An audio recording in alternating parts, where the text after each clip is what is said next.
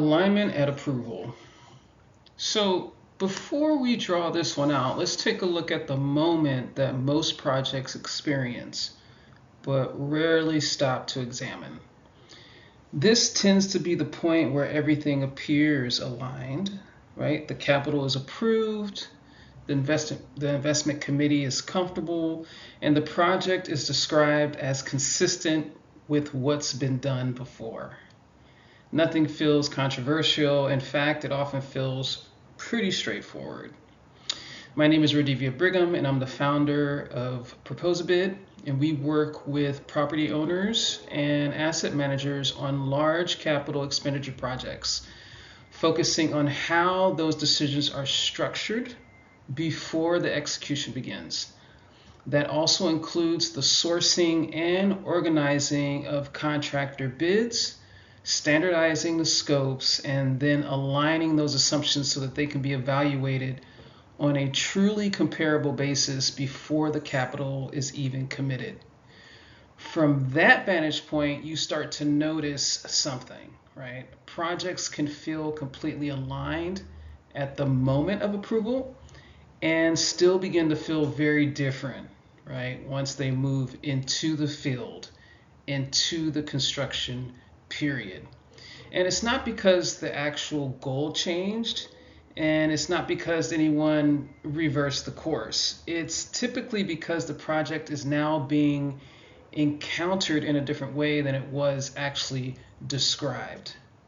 And this illustration is about whether that's, well, it isn't about whether it's right or wrong. It's simply a way to see what actually happens when a project moves from agreement to the application process. So let's map that out. Okay, so we have the capital approved and now it's planning. So there's a renovation project that received full approval during an investment committee meeting, right? Materials indicate that the project is consistent with all the prior upgrades across the portfolio, and the budget is actually accepted. So the timeline aligns with an upcoming refinance milestone, and let's say that the construction begins within the next 3 months. Okay, so the capital is approved and the planning has been authorized. Now, as the work progresses, clarifications are issued to address conditions not fully defined during the planning phase. So cost adjustments are incorporated through standard change documentation. And of course, the contractor continues working under each revised authorization, and monthly reports show the project evolving much differently from its original assumptions in the planning phase.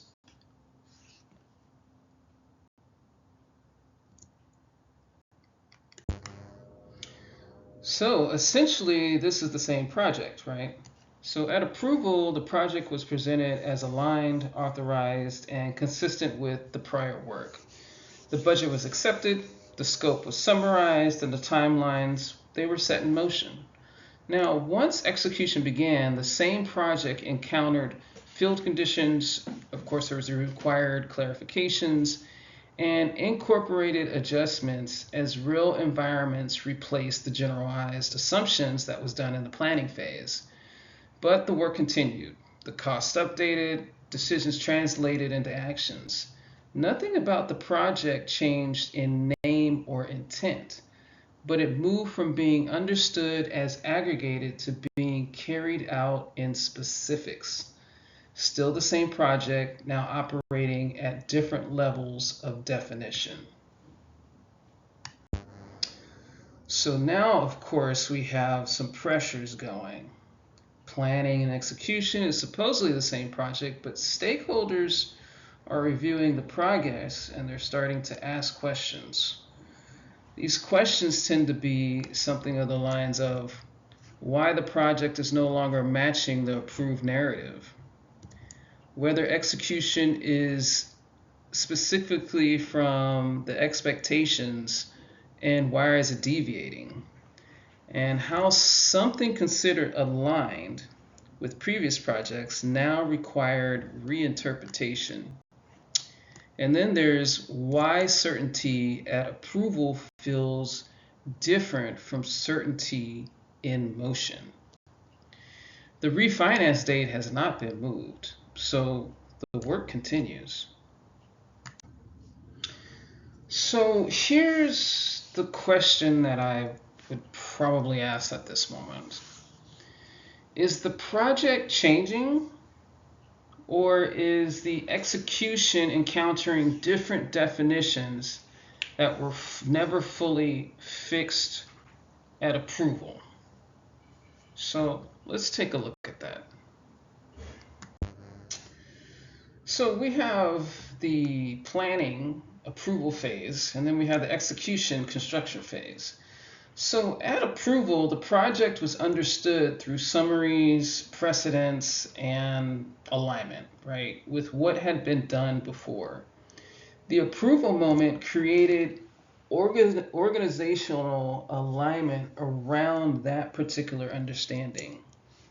Now, during execution, the same project is being encountered through physical conditions, basically specific constraints, and of course there's the real-time clarifications.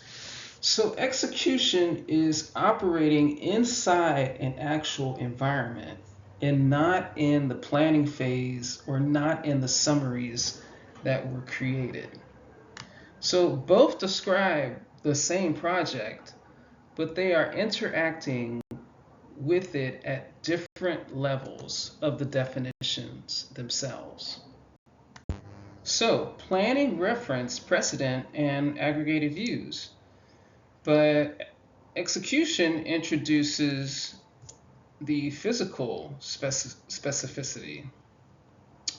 So the confidence expressed at authorization cannot be directly compared to the clarity required to build.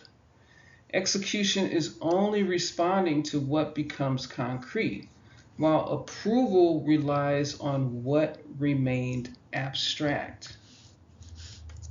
So the tension actually appears during construction, even though the difference originates in how the work was first described, which is the planning phase.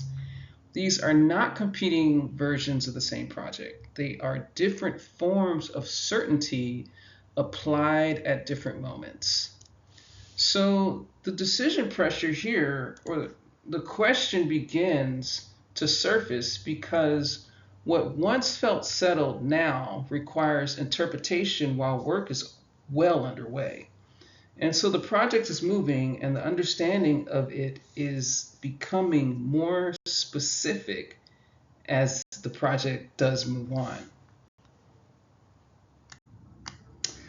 So are these two moments expressing disagreement, or are they operating with different forms of certainty? So I actually have a question for my property owners.